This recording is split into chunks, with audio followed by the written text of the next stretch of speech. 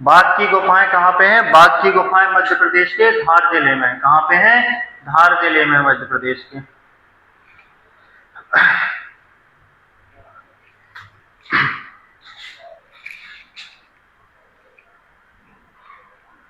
जलियांवाला बाग नरसंहार की जांच करने के लिए कौन सा आयोग आया था? तो हंटर कमीशन आया था। कौन सा? हंटर आयोग।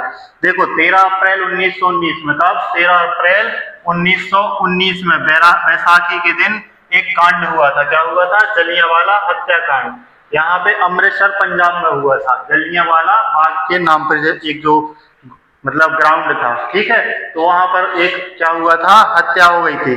किसने की थी? यहाँ पर बहुत सारे लोगों को मार डाला था। किसने? डायर ने, या ब्रिटिश सरकार के सेनाओं ने। तो इसका मुखिया कौन था? General O'Dwyer. General O'Dwyer Dyer. और एक था जनरल आर डायर। क्या था? General R Dyer. तो इनके नेतृत्व में क्या हुआ था? यहाँ की बहुत सारी जनता को, निरपराध जनता को डायर, यहाँ पे बहुत ज्यादा बेकसूर भारतीयों की क्या की गई थी? हत्या की गई थी, ठीक है। तो ये कब, इसकी हत्या की जांच के लिए कौन सा आयोग बनाया था? हंटर आयोग बनाया था, ठीक है। कब बनाया था? 1919 में आया था भारत में।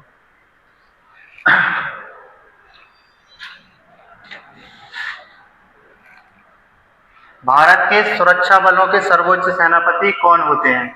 भारत के सुरक्षा बलों के सर्वोच्च सेनापति। सुरक्षा बल से मतलब है जैसे हमारी ये सेना है, थल सेना है, जल सेना है और वायु सेना है, ठीक है। तो इन तीनों का मुखिया कौन होता है? राष्ट्रपति। जैसे जल सेना है हमारी, ठीक है, और थल सेना है, इसको आर्मी बोलते हैं, ठीक है, और ये कौन सी है? वायु सेना है, ठीक है। और इन तीनों के प्रमुख भी होते हैं। तो जल सेना के प्रमुख हैं दिनेश त्रिपाठी। कौन है? दिनेश त्रिपाठी हैं। और थल सेना के प्रमुख जो हैं वो उपेंद्र हैं। कौन है? उपेंद्र द्विवेदी जी हैं थल सेना के प्रमुख।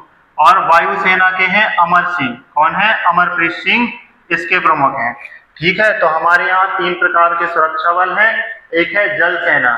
जल सेना को क्या बोलते हैं? नेवी, ठीक है। इसके प्रमुख हैं दिनेश त्रिपाठी। थल सेना के हैं उपेंद्र। और वायु सेना के हैं अमरप्रीत, ठीक है, अमर जी हैं आंसर। और तीनों सेनाओं का मुखिया कौन होता है? राष्ट्रपति। अंडमान और निकोबार का न्याय क्षेत्र किस उच्च न्यायालय के अंतर्गत आता है? तो जो अंडमान और निकोबार है ये कलकत्ता उच्च न्यायालय के अंतर्गत आते हैं, ठीक है। तो इनके जो भी फैसले होंगे वो कौन करेगा? कलकत्ता उच्च न्यायालय करेगा। किस अनुच्छेद के तहत भारत के प्रत्येक नागरिक को स्वस्थ रहने का अधिकार है? ठीक है, तो आर्टिकल 21 कहता है कि भारत का प्रत्येक नागरिक स्वस्थ रहना चाहे तो स्वस्थ रह सकता है, ठीक है। और क्या कहता है? और कहता है कि एकांतता का अधिकार है, प्राण एवं दैहिक स्वतंत्रता का अधिकार है, मतलब जीवन जीने का अधिकार किसमें देता है? आर्टिकल 21 में कहता है। और भी अधिकार हैं, ठीक है। निजता का अधिकार है, मतलब अपनी चीज गोपनीय रख सकते हो, राइट टू प्राइवेसी का अधिकार है, ठीक है। और है सोने का अधिकार है, मनपसंद जीवन साथी चुनने का अधिकार है, मन की लड़की से शादी करने का अधिकार है, किसमें? आर्टिकल 21 में, ठीक है। आर्टिकल 21A बाद में जोड़ा गया था। इसमें क्या है कि 6 से 14 वर्ष का, 6 से 14 वर्ष के बच्चों को निःशुल्क एवं अनिवार्य शिक्षा का अधिकार है, ठीक है। और ये सब अधिकार किसमें आते हैं? मौलिक अधिकार, ठीक है। और आर्टिकल 20 कहता है गिरफ्तारी से पूर्व संरक्षण, गिरफ्तारी से पूर्व संरक्षण की बात करता है। इसके अंतर्गत आता है कि एक अपराध के लिए एक सजा दी जाएगी, मतलब एक अपराध जो भी किया उसके लिए एक ही सजा दी जाएगी, ठीक है।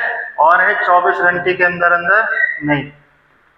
और क्या कहा गया है कि स्वयं के विरुद्ध गवाही नहीं दी जाएगी, स्वयं के विरुद्ध गवाही भी नहीं दी जाएगी, ठीक है। तो ये सब इसमें है। आर्टिकल 19 में 6 प्रकार की स्वतंत्रता दी गई। कितने प्रकार की? 6 प्रकार की। तो सबसे पहली स्वतंत्रता है वाक एवं अभिव्यक्ति, मतलब हमें अपने विचारों को व्यक्त करने की, ठीक है। तो पहली है बोलने की स्वतंत्रता। दूसरी है हमारी सभा करने की स्वतंत्रता, क्या है? सभा करने की। तीसरी है संघ संगम एवं सहकारी समितियां बनाने की स्वतंत्रता, इसको संगठन भी कहते हैं, ठीक है। चौथी है हमारी भ्रमण करने की स्वतंत्रता, हम कहीं भी घूम सकते हैं, पांचवी हमारी है स्वतंत्रता निवास करने की, भारत में हम कहीं भी निवास कर सकते हैं, कहीं भी जा सकते हैं, ठीक है। छठवीं हमारी स्वतंत्रता थी किसकी, हमारी थी ये संपत्ति की, तो इसको हटा दिया गया, संपत्ति के अधिकार को हटा दिया गया। और फिर सातवें नंबर की स्वतंत्रता जो है हमारी, वो व्यापार करने की स्वतंत्रता है, किसकी है, व्यापार करने की स्वतंत्रता है, ठीक है। तो ये सारे अनुच्छेद बताए गए हैं, ठीक है। प्रत्येक नागरिक को स्वस्थ रहने का अधिकार किसमें, आर्टिकल 21 के तहत है। निम्नलिखित शासकों में से किसने 4 अश्वमेध किए थे, किसने 4 अश्वमेध यज्ञ किए थे, तो पुष्यमित्र शुंग ने कितने किए थे, 2 किए थे, कितने किए थे, 2 अश्वमेध यज्ञ किए थे। प्रवरसेना ने किए थे 4, इन्होंने 4 किए थे, तो राइट आंसर कौन सा हो जाएगा, प्रवरसेना, ठीक है। प्रवरसेन वाकाटक वंश के संस्थापक थे, विंध्य शक्ति के उत्तराधिकारी थे। अच्छा, पुष्यमित्र शुंग ने 2 अश्वमेध यज्ञ किए थे।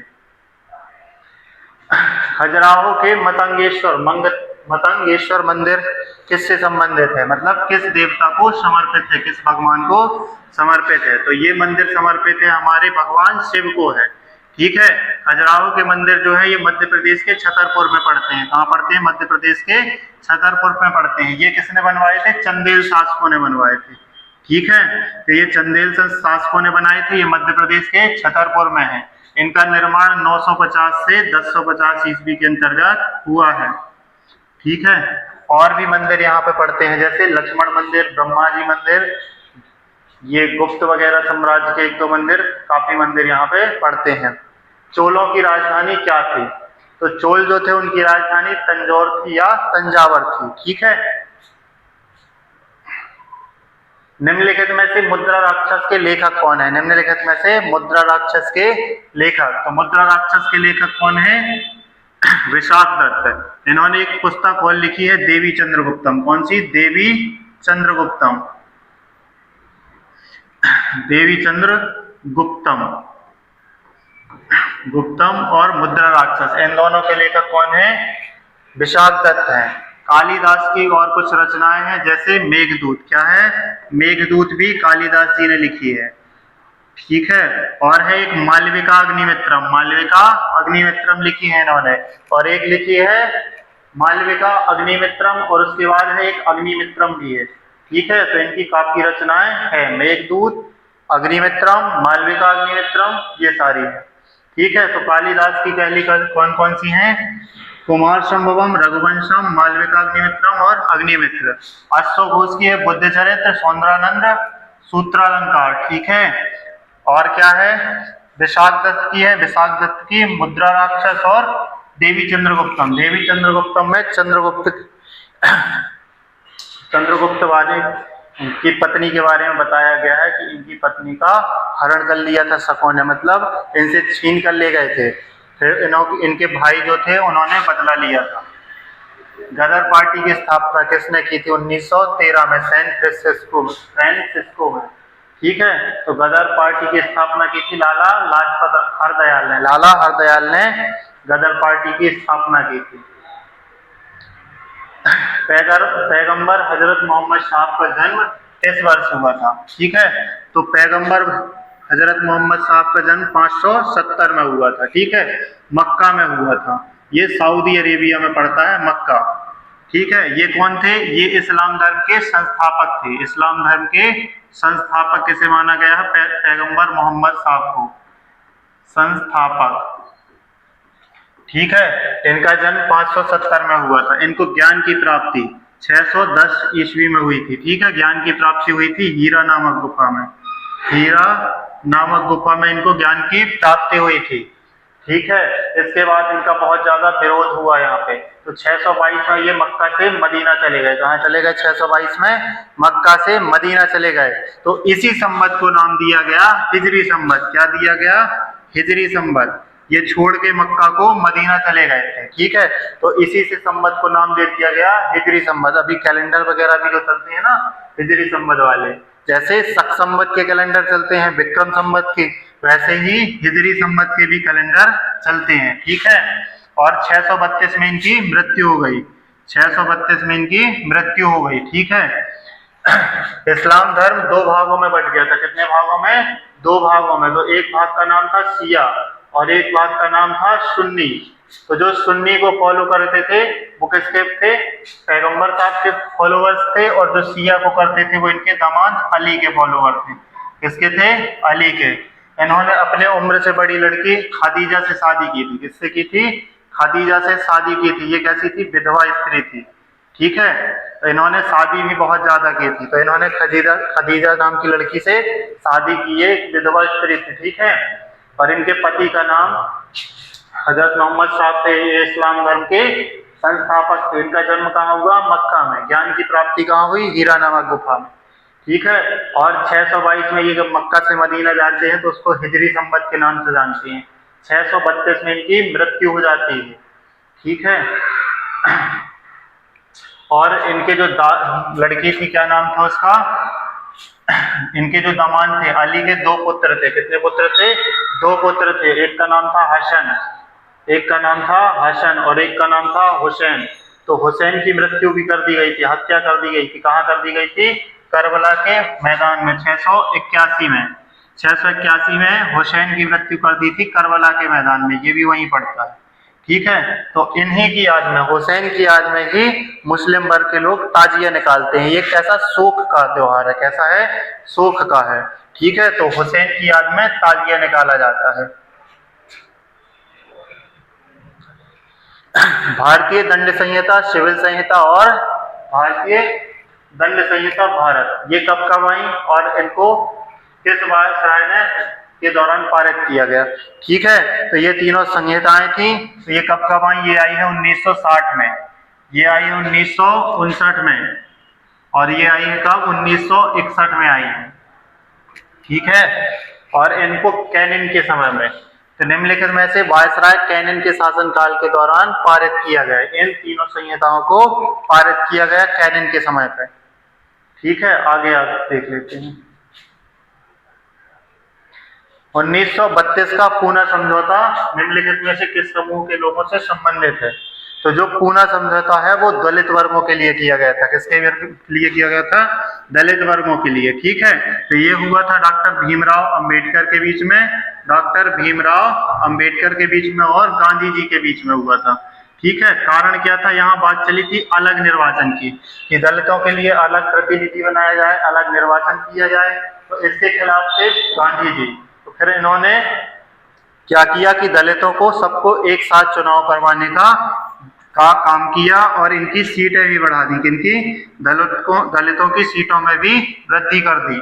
ठीक है, तो ये सारी बातें हुई थी इसमें पूना समझौता में। ये कहाँ हुआ था? पूना में हुआ था। 19 आगे चलकर दो शाखाओं में बट गया। कुंडलपुर किसका जन्म स्थान है? कुंडलपुर में किसका जन्म हुआ था? तो कुंडलपुर में महावीर स्वामी का जन्म हुआ था। किसका हुआ था? महावीर स्वामी का जन्म हुआ था। ठीक है, ये कहाँ पड़ता है? बिहार में। बिहार में पड़ता है कुंडलपुर। ये 24वें तीर्थंकर थे। कौन धर्म से संबंधित थे? जैन धर्म से। 24वें नंबर के तीर्थंकर थे। ठीक है, इनके में भी सेम था। जैसे इनको हम इनको देखें गौतम बुद्ध को, तो गौतम बुद्ध को 29 वर्ष की अवस्था में इन्होंने घर त्याग किया था। कब? 29 वर्ष की अवस्था में घर त्याग किया था, और 35 वर्ष की अवस्था में 6 साल की कठिन तपस्या के बाद इन्हें ज्ञान की प्राप्ति होती है। संपूर्ण ज्ञान की प्राप्ति कितने? 6 वर्ष की कठिन तपस्या के बाद। ऐसे ही इनने घर त्याग किया था तो इनको 12 वर्ष की कठिन तपस्या, तब 12 वर्ष की कठिन तपस्या के बाद इन्हें ज्ञान की प्राप्ति होती है। ठीक है, ये 24वें नंबर के तीर्थंकर थे। जैन धर्म के बारे में देख लेते हैं। ठीक है,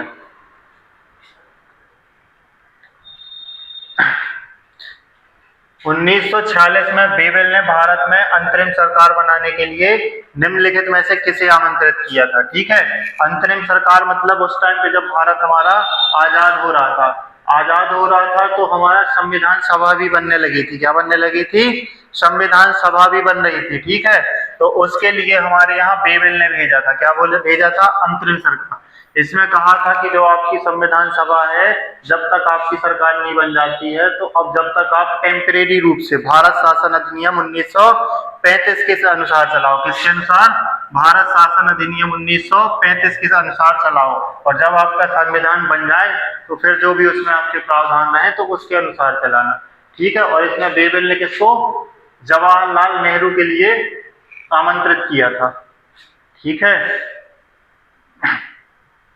निम्नलिखित में से किसने 1905 में हुए बंगाल विभाजन के विरुद्ध आंदोलन का नेतृत्व किया था? तो किसने 1905 में हुए बंगाल विभाजन के लिए नेतृत्व किया था? तो इसमें रविंद्रनाथ टैगोर ने भी किया था, तो इन्होंने भी किया था, और मूल रूप से सबसे अच्छे रूप से इन्होंने भी किया था। ठीक है, तो इसका आंसर होगा सुरेंद्रनाथ बनर्जी, और इनका सहयोग इन्होंने किया था, और भी नेता थे। ठीक है, लेकिन इसका आंसर हम क्या मानते हैं, सुरेंद्रनाथ बनर्जी। उस बहादुर भारतीय राजा का नाम बताइए जिसे सिकंदर ने झेलम नदी के तट पर हराया था। अच्छा, सिकंदर का आक्रमण जब होता है, सिकंदर भारत की ओर आना स्टार्ट करता है। ठीक है, तो एक राजा पड़ता है पोरस। ठीक है, ये तक्षशिला के आसपास के क्षेत्र में राजा पोरस रहते हैं, झेलम नदी के किनारे। ठीक है, तो जैसे ही सिकंदर ने आक्रमण किया, और इनकी सेना बहुत ज्यादा कम थी, और सिकंदर की सेना बहुत ज्यादा थी, और उसके साथ साथ तेज तर्राट घोड़े वगैरह भी हुआ करते थे। तो इनके और सिकंदर के बीच में युद्ध होता है। क्या होता है, युद्ध होता है। किस नदी के किनारे होता है, झेलम नदी के किनारे, तो इसको झेलम का युद्ध भी बोला गया। ठीक है, उसके साथ साथ झेलम का अन्य नाम उन्होंने यूनानियों ने दिया था, वितस्ता। क्या दिया था, हाइडेस पीच दिया था, तो उसको हाइडेस पीच का युद्ध भी बोल रहे थे।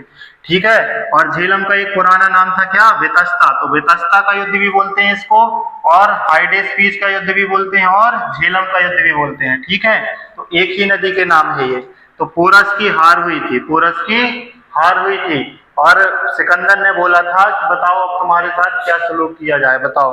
तो फिर इन्होंने कहा था कि जो एक राजा को दूसरे राजा के साथ करना चाहिए, अर्थात आप मुझे मृत्युदंड दे दो, मृत्युदंड दे दो। तो इसकी बहादुरी से प्रसन्न होकर सिकंदर ने इसे छोड़ दिया था। ठीक है, तो इसका आंसर क्या होगा, पोरस। निम्नलिखित में से कौन सा भारत में विलय होने के पहले जूनागढ़ रियासत का अंतिम शासक था? ठीक है, तो जब भारत स्वतंत्र हुआ था तो उस टाइम भारत उसके पहले रियासतों में बटा था।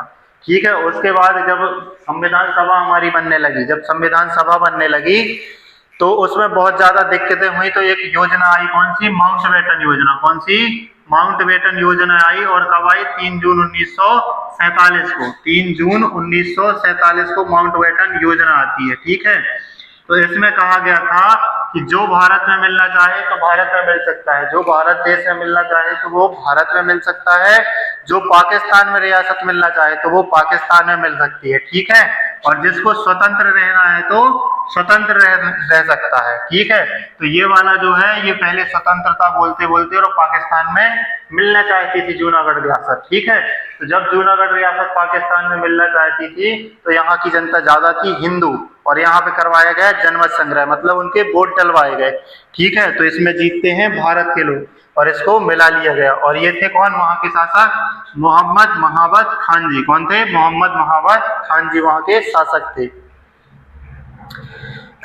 किस महान चेर राजा को सतीत्व की देवी कन्नगी के में मंदिर, कन्नगी का मंदिर बनाने के लिए याद किया जाता है? ठीक है, तो ये एक देवी है सती, मतलब ये अपने पतिव्रता नारी के रूप में है, मतलब ये बहुत ज्यादा पतिव्रता है। ठीक है, तो इसका मंदिर बनाया था सेन गुट्टुवन ने। किसने बनवाया था, सेन गुट्टुवन ने। ये तमिलनाडु और केरल की सीमा के आसपास मंदिर पड़ता है। ठीक है, तो इसका मंदिर बनवाया था सेन गुट्टुवन ने, सतीत्व की देवी कन्नगी का। ये केरल और तमिलनाडु के बीच में पड़ता है, सीमा पर। इलाहाबाद स्तंभ शिलालेख निम्नलिखित में से किससे संबंधित है? तो इलाहाबाद स्तंभ लेख किसने बनवाया था? सबसे पहले इसको बनवाया था अशोक ने। किसने? सबसे पहले इस स्तंभ लेख को अशोक ने बनवाया था। फिर उसका रिकंस्ट्रक्शन, क्या, पुनर्निर्माण अच्छे तरीके से, बढ़िया ढंग से बनवाया किसने? समुद्रगुप्त ने। तो उसको सजावटी और उसको बहुत अच्छा किसने बनवाया था? समुद्रगुप्त ने। तो इसका आंसर क्या आएगा? समुद्रगुप्त।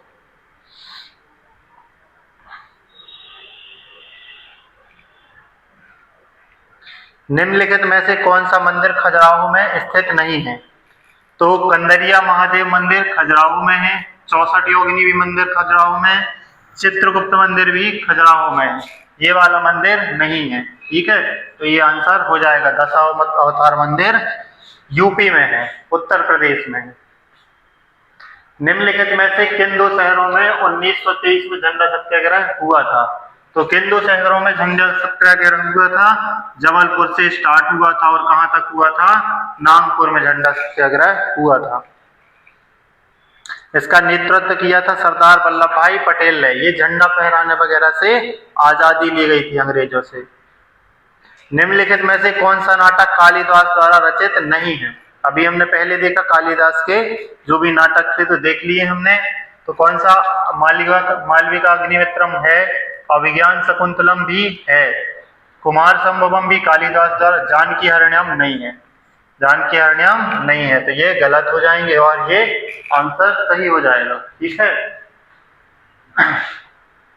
17 नवंबर 1932 से 24 दिसंबर 1932 के बीच तीसरे गोलमेज सम्मेलन में किस पार्टी ने भाग लिया था? ठीक है, तो तीसरे गोलमेज सम्मेलन में किस पार्टी ने भाग लिया था?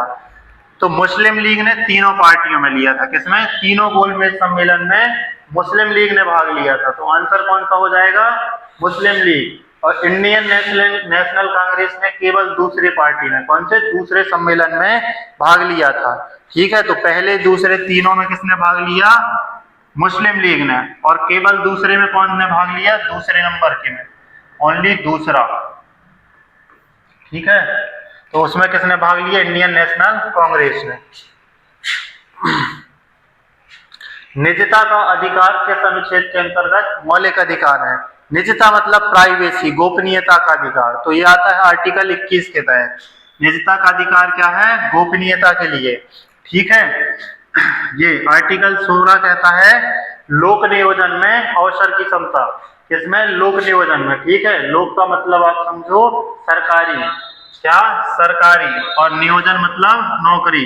ठीक है, तो लोक नियोजन में अवसर की क्षमता किसमें? आर्टिकल 16 में। निजता की बात आर्टिकल 21 में गई है। ठीक है, यहाँ पे है अल्पीकरण। आर्टिकल 13 में क्या है? अल्पीकरण। यदि संसद कोई ऐसी विधि बनाती है जो संविधान के मूल ढांचे को परिवर्तित करती है या प्रभावित करती है, यदि संसद कोई ऐसा कानून बनाता है या पहले से कोई ऐसा कानून चला आ रहा है, ठीक है, जो संविधान के मूल ढांचे को प्रभावित करे, तो उसे सुप्रीम कोर्ट विधि शून्य घोषित कर देगा या अल्प कर देगा, कम कर देगा। आर्टिकल 32 में संवैधानिक उपचारों का अधिकार। आर्टिकल 32 में क्या है? संवैधानिक उपचारों का अधिकार। ऐसे आर्टिकल 32 को डॉक्टर भीमराव अंबेडकर ने संविधान की आत्मा भी कहा है। कैसे कहा गया आर्टिकल 32 को? अच्छा, ठाकुरदास भार्गव ने प्रस्तावना को संविधान की आत्मा कहा है और आर्टिकल 32 को डॉक्टर भीमराव अंबेडकर जी ने संविधान की आत्मा कहा है। कौन कांग्रेस का सेफ्टी वॉल्व के रूप में स्थापित करता है? ठीक है, तो कांग्रेस की स्थापना किसने की थी? एयो होम ने। कब की थी? 1885 में। ठीक है, तो कांग्रेस की स्थापना सबसे पहले किसने की थी? एयो होम ने। ठीक है, सबसे पहले कहां पे इसका वो होता है? बंबई में। बंबई में सबसे पहले इसकी बैठक होती है। ठीक है, अधिवेशन होता है। इसके बाद होता है कोलकाता में। तो पहला कहाँ होता है? बंबई में। दूसरा कहाँ होता है? कोलकाता में है। तीसरा भी बंबई में होता है। ठीक है, यहाँ तीसरा मद्रास में होता है। तीसरा मद्रास में होता है। इलाहाबाद में भी होता है। ठीक है, तो स्थापना किसने की थी? एयो होम ने की थी। उच्च न्यायालय के न्यायाधीश को पद से हटाया जा सकता है। जो उच्च न्यायालय के न्यायाधीश हैं उनको पद से कैसे हटाया जा सकता है? सर्वोच्च न्यायालय की सिफारिश पर? नहीं, गलत है। राज्य विधानमंडल की सिफारिश पर? ये भी गलत है। राज्य के कोई नहीं हटाएंगे। ठीक है, तो संसद की सिफारिश पर राष्ट्रपति हटाते हैं। कौन हटाते हैं? राष्ट्रपति। और किसकी सिफारिश पर? संसद से बहुमत पास होता है, उसके बाद ही हटाया जाता है। कंपनी शासन के दौरान हिंदू विधवा पुनर्विवाह अधिनियम का मसौदा किसने तैयार किया था? तो हिंदू विधवा पुनर्विवाह का मसौदा सबसे पहले डलहौजी ने किया था। किसने? डलहौजी ने। और लागू किसने किया था? कैनिन ने। ठीक है। तो विधवाओं के पुनर्विवाह के लिए जो ड्राफ्ट बनाया गया था, प्रारूप को ही मसौदा बोलते हैं, तो वो किसने बनाया था? डलहौजी ने। और लागू किसने किया था? कैनिंग ने। बक्सर की लड़ाई के बाद निम्नलिखित में से किस संधि पर हस्ताक्षर किए थे? तो बक्सर की लड़ाई कब होती है? सन 1764 में। कब होती है? 1764 में। तो 1764 में लड़ाई होती है बक्सर की। इसके बाद 1765 में इलाहाबाद की संधि होती है। कब होती है? 1765 में। ये होती है रॉबर्ट क्लाइव, अंग्रेजी प्रतिनिधित्व करता है रॉबर्ट क्लाइव और शाह आलम के बीच में। किसके बीच में होती है? शाह आलम द्वितीय के बीच में होती है। ठीक है, ये एक मुगल बादशाह था, शाह आलम मुगल बादशाह था, और रॉबर्ट क्लाइव जो था वो अंग्रेजी सेना का प्रतिनिधित्व करता था। तो 1765 में इलाहाबाद की संधि होती है। ठीक है,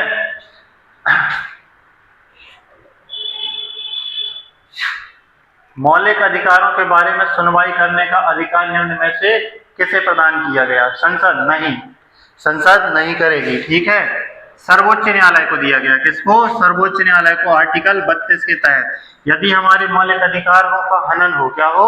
मौलिक अधिकारों का हनन हो, तो आर्टिकल 32 के तहत हम सुप्रीम कोर्ट जा सकते हैं। ठीक है, सुप्रीम कोर्ट जाने के साथ साथ यदि हम सुप्रीम कोर्ट दूर हैं, ठीक है, तो जिस कारण नहीं जा सकते, तो हम हाई कोर्ट जा सकते हैं। कहाँ जा सकते हैं? High court. आर्टिकल 226 के तहत हम हाई कोर्ट में अपने मौलिक अधिकारों से संबंधित सुनवाई करवा सकते हैं। और आर्टिकल 32 के तहत कहाँ पे करवा सकते हैं? हम सुप्रीम कोर्ट में करवा सकते हैं। सर्वोच्च न्यायालय बोलते हैं उसको। किए गए कार्य की इकाई क्या है? कार्य की इकाई जूल होती है। क्या होती है? जूल होती है। वाट किसकी इकाई होती है? शक्ति की इकाई वाट होती है। ठीक है, डेसिबल किसकी होती है? ध्वनि की। ध्वनि की इकाई क्या होती है? डेसिबल। और एम्पियर किसकी होती है? विद्युत धारा की इकाई एम्पियर होती है। ठीक है, और जूल कार्य की इकाई होती है। रामकृष्ण मिशन ने समाज सेवा और निस्वार्थ कार्रवाई के आदर्श पर बल दिया। ठीक है, तो ये किससे संबंधित था? रामकृष्ण मिशन जो था मोक्ष से संबंधित था। किससे संबंधित था? मोक्ष से। इसकी स्थापना स्वामी विवेकानंद जी ने की थी। किसने की थी? स्वामी विवेकानंद जी ने की थी। ठीक है, इनके बचपन का नाम था नरेंद्र दत्त। तो स्वामी विवेकानंद जी ने रामकृष्ण की मिशन की स्थापना की थी। रामकृष्ण जो थे इनके गुरु का नाम था। किसके? स्वामी विवेकानंद जी के गुरु का नाम था। ठीक है, और इनका जन्म कब मनाया जाता है? जन्म दिवस 12 जनवरी को। कब मनाया जाता है? 12 जनवरी को। इसी दिन को युवा दिवस भी मनाया जाता है। युवा दिवस भी मनाया जाता है। इसी दिन को योग दिवस भी मनाया जाता है 12 जनवरी को। ठीक है, और इसमें बात किसकी कही गई है? मोक्ष की बात की गई है। जो विवेकानंद जी हैं इन्होंने अच्छी अच्छी, जैसे वेद पुराण गीता जैसी सारी बातों का सार निकाल के एक बुक में लिखा है। ठीक है, तो अच्छी अच्छी बातों को लिखा है कि हमें संसार की सेवा करनी चाहिए। ये सारे मोक्ष के उपाय बताए हैं। 1857 का विद्रोह मुख्यतः विफल हुआ था। देखो, 1857 के विद्रोह के विफल होने के तो बहुत सारे कारण थे। ठीक है, लेकिन एक मुख्य कारण था। एक कारण तो यह भी था कि समय से पहले विद्रोह हो गया था।